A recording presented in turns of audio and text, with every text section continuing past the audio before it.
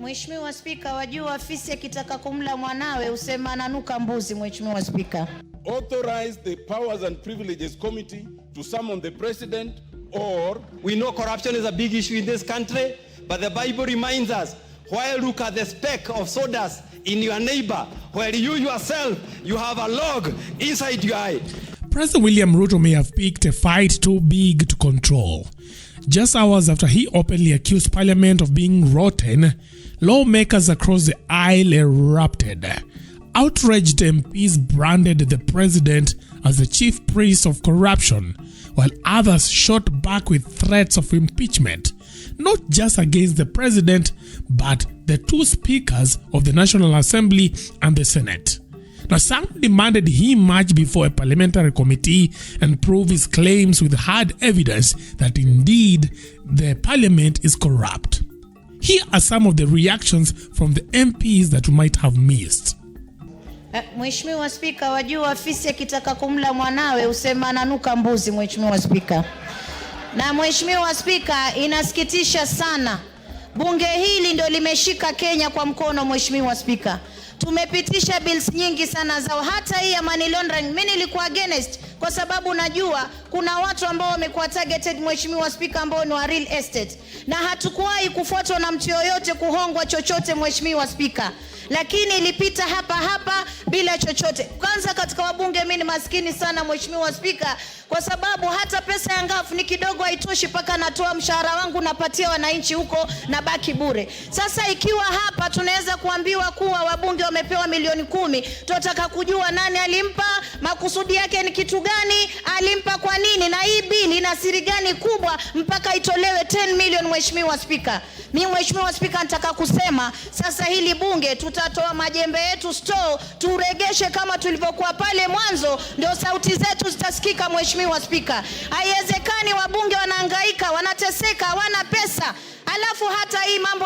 ya CDF, mimi sijui kwa nini hapa tuliwapa county government 485 billion. Mheshimiwa Spika, sijui kwa nini haiwatoshi, wanakimbilia 54 billion ya hili bunge. Mheshimiwa Spika, wakati hatuoni kazi zao kule mashinani. Sisi tunasema bunge hili litasimama, na ikibidi wanataka tutoe devolution, basi tutaitoa devolution ibaki kama ilivyokuwa zamani, kwa sababu wanabunge hawezi kuwanyanyaswa kiasi hichi. Mheshimiwa Spika, mpaka kwenye televisheni wanaitwa wezi, wanaitwa extortionist, wakati ambapo mimi mama Mombasa najiangalia sina chochote. Mheshimiwa Spika, hata ukienda kuangalia akaunti zangu wenyewe watashangaa. Leo Mombasa nikaambiwe mama Zamzam, nyinyi ndio mmeiba pesa, nyinyi ndio extortionist, nyinyi ndio nini. Siwezi kubali Mheshimiwa Spika. Kama mtu anataka kwenda chini na sisi, mimi nitaenda naye chini. Asante sana Mheshimiwa Spika. Chair, is that this was a government bill sponsored by the Executive Office of the President, and we were told that we needed to pass it to remove Kenya from the grey list. In compliance, and it was signed off by the leader of majority, we complied, it came here, it passed. Where is our fault? Should we have rejected it? Because if we did, then you can blame us. Mr. Speaker, if that passage of the act and the amendment was procured by any corruption, then that corruption can only come from the Executive Office of the President, because they are the ones who wanted it to pass. And if that is so, then three things follow. One, that either the President or someone in his office knows who gave the bribe. Two, the President or someone in his office knows who received that bribe. And three, they know why it was given, because obviously it could not have been for passage. It's even more annoying that it is alleged that some 10 million was given. Do you know 10 million to give the members, that's 28,000. So it's being alleged that members of this house are cheap as 28,000 to pass a law. It's even more annoying. Mr. Speaker, some of us have reputations and careers beyond this house. So when you attend a forum where for the first time in a PG, live TV has been invited, and then you are being accused of that kind of thing, it is so insulting, it is so demeaning, it is so unfortunate. Mr. Speaker, I want to say this, that even if there was such a supposition by the President, Standing Order 42 gives him the opportunity to write to you a special message, which then you can table and we can inquire into it, not to be paraded and demeaned as if we are criminals. Now, the way forward, Mr. Speaker, I want to suggest that our only way forward, you see, in this House, we cannot discuss people adversely because Standing Order 83 all the way to 107 restrict our discussion. But for us, unfortunately, no one protects us out there. All sorts of allegations are made against you and you must just sit and listen. Our only ventilation is Standing Order 192.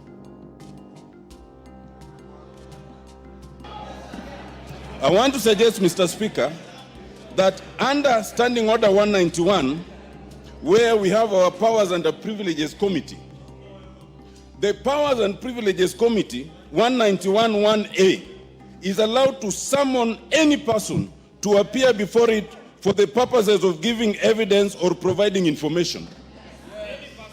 This House has been called the House of Extortion. This House has been called a corrupt House. This House has been alleged to have received some 10 million. My suggestion, Mr. Speaker, authorize the Powers and Privileges Committee to summon the President, or if not the President, then the head of public service and the secretary to the cabinet to come and tell us about these allegations, because we don't know how to protect ourselves out there. I so submit, Mr. Speaker. Mr. Speaker, Parliament is under attack, Mr. Speaker. And if you go on social media, read a newspaper, switch on your TV, continuously this House is under attack. And Mr. Speaker, it has gone to the level where it has even gone to the funds that go to the people that we represent. That is CDF and KERA and GAF and the other funds. Mr. Speaker, the executive must respect this House. Members of this House have stood with the executive. Even though some of us have been opposing, members of this House have stood with the executive and supported them on all their agendas, including becoming extremely unpopular with the population because they were making sure that the agenda of the regime has passed on the floor of the House. But Mr. Speaker, now they have been thrown under the bus. It happened last year, even after passage of the finance bill, that the executive president again said that that bill was unpopular, and yet he's the one that had been telling members to support it. Mr. Speaker, I want to say that we must make sure that as a House we fight together. Mr. Speaker, there's something that is going on with the executive. When they say that this House has corrupt practices, I've been seeing empowerment agendas, empowerment forums all over the country. Mr. Speaker, someone who was just the other day a CS is able to give about 2 million, 3 million every week in a function, in fact 2 or 3 functions in a week. Mr. Speaker, I want to tell you, what we need to do is start auditing the executive also. When they say there's corruption on the floor of this House, we also ask them, where is all the money you're spending coming from? Because, Mr. Speaker, this is a case of the pot calling the kettle black. So, Mr. Speaker, I want to say that it is important as a House we defend ourselves. Mr. Speaker, it shocks me when the executive goes completely against the Constitution, and members of, I'm lucky I was not in the lecture room yesterday, but Mr. Speaker, I hear that even constitutional articles, provisions that are there in the Constitution were actually thrown under the bus also. Because when you say that the Senate has no authority to go and oversight counties, basically that completely goes against the Constitution. So as a House of Parliament, all of us, National Assembly and Senate, we must stick together and ensure that we're each other's keeper and we support each other and pass the bills that are good for the people of this country. And Mr. Speaker, hold the executive to account. Thank you, Mr. Speaker. The rule of law dictates that when something is wrong, the law takes precedence. Mr. Speaker, I want to imagine that the president knows this, and I'm sure he knows. Let him subject all of us who have been found to be culpable of being corrupt to the rule of law. It's as simple as that. Mr. Speaker, transparency is very key in leadership. Mr. Speaker, we cannot be all accused en masse without giving evidence. Mr. Speaker, the executive need to be held accountable, to become clear, to become transparent on what he is talking about members of parliament being collapsed. Mr. Speaker, the presidency is private to intelligent information, and nothing prevents him from proclaiming the people that have been found to be collapsed. Mr. Speaker, I want to disassociate myself with the fact that this parliament is collapsed. To you, Mr. Speaker, you need to protect me. Yes, give Wandeto an opportunity. Wandeto, you have 3 minutes to compose your... Yes, thank you. So, Mr. Speaker, I would like to start by saying that this House, the House of Parliament, is a temple of democracy in this country. This is where the will of the people is exercised in accordance with Article 95 of our Constitution. And so whenever there are allegations of the nature that has been made in the last 2 weeks, Mr. Speaker, it is a matter of grave national concern, and that is why you have done the right thing to stop all other business of the House to ensure that members are able to ventilate into the otherwise very serious allegations that have been brought against this House.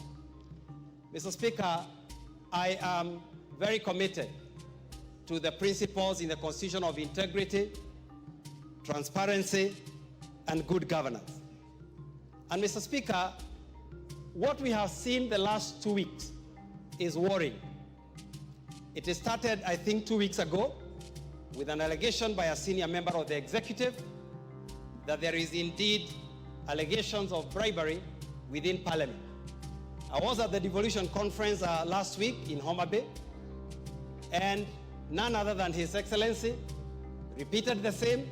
The following day, the Prime Minister repeated the same, that there is a lot of bribery and corruption going on in this House. Mr. Speaker, to take you back to the events of 2024, these members of Parliament were nearly killed in this House as they defended democracy and the rule of law.